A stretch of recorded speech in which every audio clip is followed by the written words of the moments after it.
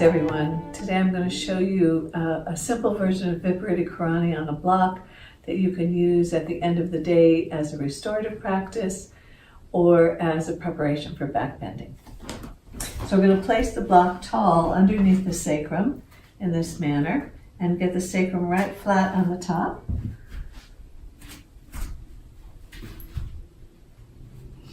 So there's more than one way to get into any yoga pose. That's one way to do it. And you want to bring the shoulder blades under you and puff the side chest. And then open the backs of the knees. So really open the backs of the knees so the legs are held in this position.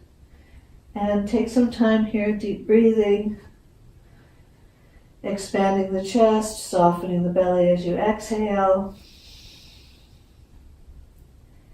And if you're positioned well, it's fairly effortless because the body is balanced on the block by the lift of the chest. And then I'm going to just simply begin extending one leg and then the other, reaching for the floor.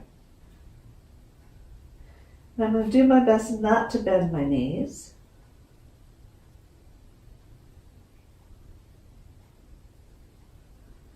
And get the response of the chest into the back bend. This leg's a little tighter.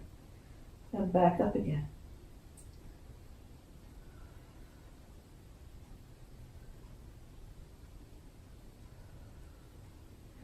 And one can also come into Upavista, legs sideways. Again, extending through the knees into the big toe mound. Puffing the chest, and then bringing the legs back up.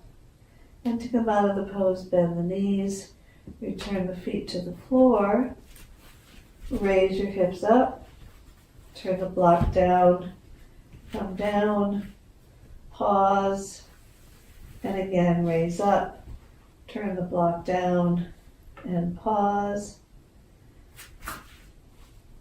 and then remove the brick.